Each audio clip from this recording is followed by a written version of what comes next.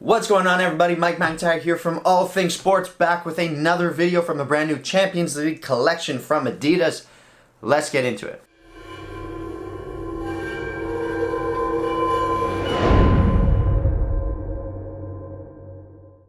Okay guys, here we go. Brand new box from Adidas. These are the Copa 20.1s. I've done a recent review actually of the Copa 20 Plus. A lot of people were interested in that video, so this time around, instead of doing the 20 Plus, I thought I'd do the 20.1 just to switch it up a little bit. But it is a very similar boot, and I've done reviews on both. So if you're interested, check out my channel. I'll leave a couple links up here in the right-hand corner so you guys can go check those videos out. Let's get into the brand new Champions League edition Copa 20.1. Let's go. So again, the first time I saw these, I really thought they were a white base, maybe a little grayish, but they are a lot more blue than I thought they were. I said that with the Predator drop, and I'm going to say it again with the Copa drop. They are really more towards the blue side compared to that white grayish side, which I initially thought. So let's get these out of the box. We saw the Copas, and actually I have them right here, the Predator. So you had these two boots drop as part of the pack. Alright, so the Copa 20.1, obviously this is the model with laces. The Copa 20 Plus is the model without laces. A lot of us know that by now. Copa 20 is a modern take on, I guess, a Copa Mundial. This is just giving Adidas a fourth option in their lineup. It's for someone that has a wide foot, is looking for a more traditional style boot. They have leather in the forefoot area of the boot, and they throw on some laces. It is wider fitting, so if you do have wide foot, this is a solid option for you. And the Copa 20.1 is made, like I said, from a fusion skin upper. This is essentially a knit in the back and a leather material in the forefoot. I find the leather to be just a tad too thick in my opinion, and I think the texture that they run on this Copa actually spoils the leather a little bit. I'd prefer it to be just a fraction thinner. I would think the same thing for the back half of the boot. I find the back to be a little bit stiff and a little bit thick. Now it does have a nice structure, you can make that argument, but I just find it to be a little bit too thick, a little bit bulky in my opinion for this type of boot. Again, you do have the laces, and again they do have that seam on the inside, which I find a little bit funny. I think it almost gets in the way of the striking area when you're hitting a ball. So I would prefer that that space be on the outside of the boot if you had to have a space. It's just a design choice that they've done. We've seen this kind of enclosure before. We've seen it for a long time actually on the other side with Total 90s, with old Predators. So we've seen it before. It's not new. I just don't understand why they would put it on this side of the boot where you tend to make more contact with the ball rather than on the outside. Again, that's my 2 cents. They definitely offer a wide fit, so if you have wide feet and you're interested in an Adidas boot, this is a solid option. They definitely, accommodate wide feet quite well, so that is the way they kind of fit. They have an internal heel counter. They have a nice looking sole plate. I'm a fan of this sole plate, that's for sure. It's based on the speed frame, obviously.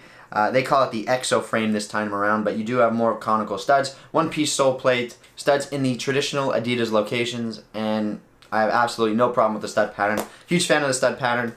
And that is pretty much it. Again, it's a good solid release overall. It's a solid boot. It's definitely giving people an option in Adidas' lineup, which is a good thing. It's just not the one for me. I think it's a tad too bulky. I think the execution of the upper can be done a little bit better. I like the idea. I like having the leather in the forefoot and more modern yet responsive material, more robust material in the back half of the shoe. This isn't a new concept. I like the concept. I just think that this time around, the execution could have been done a little bit better. But let's slip these things on feet. We'll talk about fit and feel, and then we'll wrap the video up. So the Copa 20.1, they do fit wide feet quite well. I've said that before. They're quite comfortable on my wide feet. They go true to size. If you're interested in a pair for yourself, definitely go true to size. Adidas is really good with their sizing. All their models, you can go true to size. There's no doubt about that.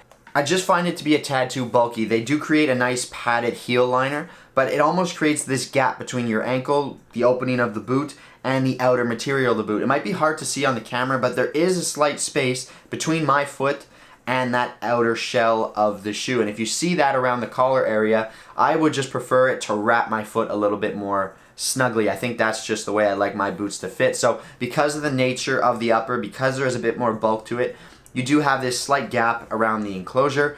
I prefer it to be as slim fitting and as tight as it could possibly be. Again, the laces, I would prefer that break in the upper be on the outside of the boot rather than on the inside of the boot. I just feel like it's significant, that significant gap in the upper. While it might be necessary in this design to get it on your feet, I just think that that should be on the outside. On the inside of the foot, you definitely make a lot more of your touches on that part of the foot, so I would rather have that opening on the outside. I think that just makes more sense.